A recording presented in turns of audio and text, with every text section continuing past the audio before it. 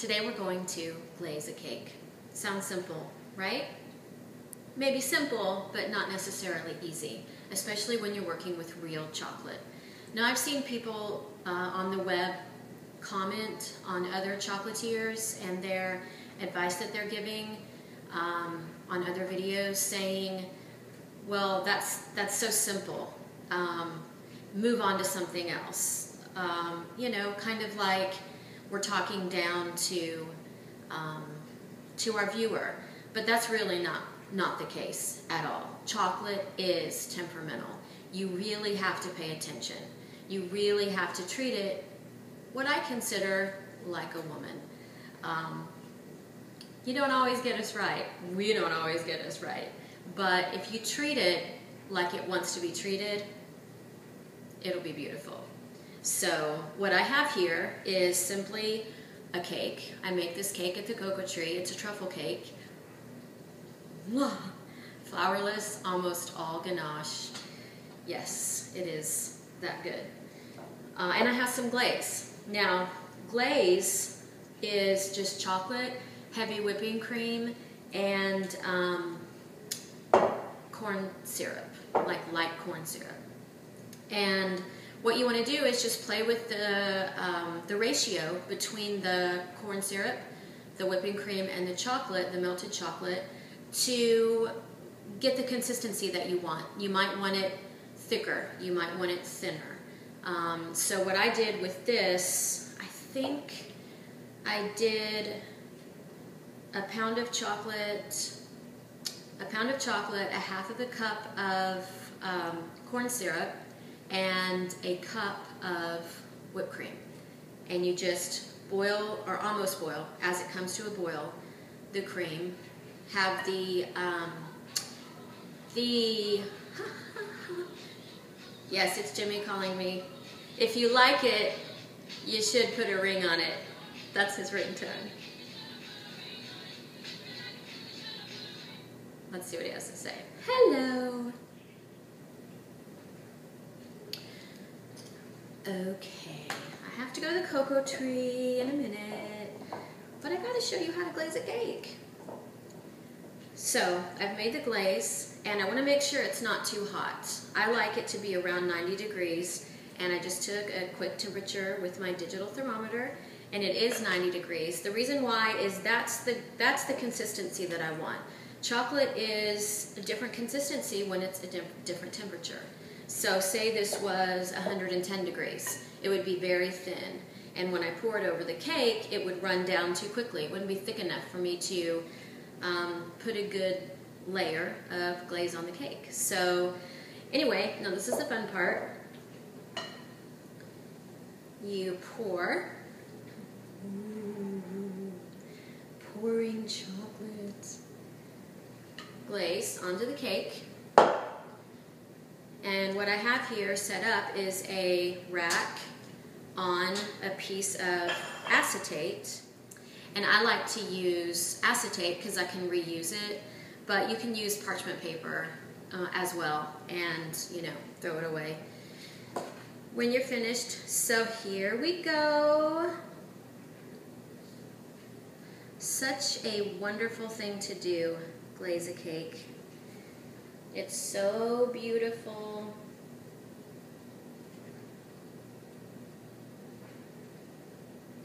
And I want some to run down the side, so I'm going to kind of force that to happen. I might need to put some more glaze on, we'll just see.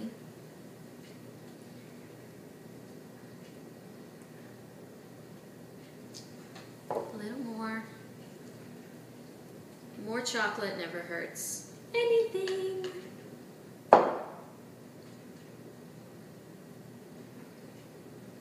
So I hope you can see that, the way I'm kind of forcing it over the edge. And then I'll just go over the top so I have a nice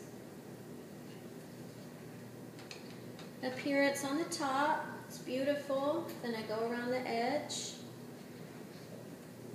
I want to make sure that I kind of make a nice definition on the top of the cake so that there's a ledge, a noticeable difference between the top and the side. And then when I decorate it, it will be so beautiful with that lip. So I hope you can see that. I know I'm limited here with my iPad. And the top has just a nice swirl on it. But see how nice that was? Now my cake, it's a ganache truffle cake. It's so creamy that the consistency is just melt in your mouth, perfect. This is the orange cake, and I am just going to use some candied orange peel to decorate this. And I actually am just gonna bend them a little bit and put them on the side. I like to stay simple with my approach to decorating, because I've been to so many restaurants and had so many desserts that looked amazing. I mean, they just look amazing. And it's like it's all show and no chocolate. I don't know. So I like to just do the simplest of designs. I think it's so pleasing to the eye, and it's definitely the cocoa tree style. To not overdo it, get it just right. It's like life. Don't want to overdo it, but definitely want to pay attention to every single detail. And that's what chocolate is like. The right temperature. Isn't that nice? Nice and simple.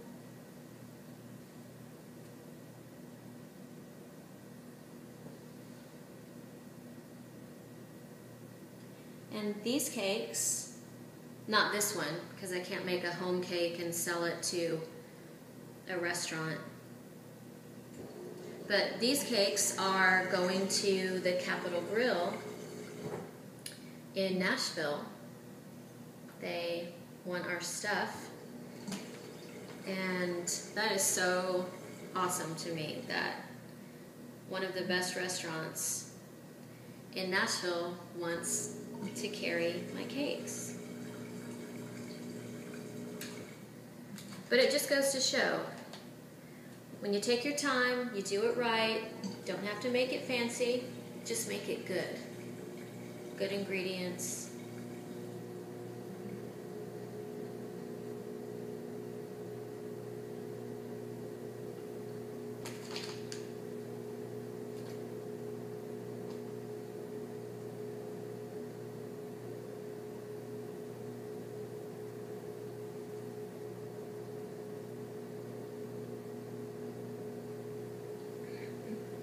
So there we go.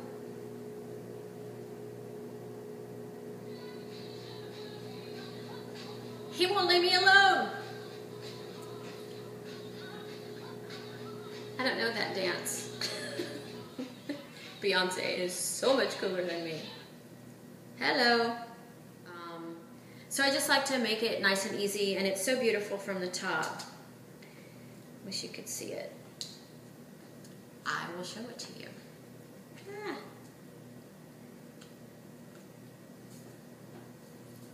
So you can see the orange peel from the top.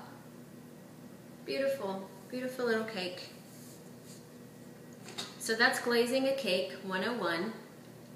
May seem simple to you. This might be simple. You might be beyond this, but I know I wasn't. And chocolate was just hard to figure out. There's so many questions, and you don't know why one time it worked and one time it didn't. Probably had a lot to do with temperature, or maybe just fine-tuning the amount of chocolate you're using as opposed to cream or corn syrup. So just play. That's what I do, and made a business out of it somehow. So thank you for watching, and I hope you enjoyed glazing a cake 101.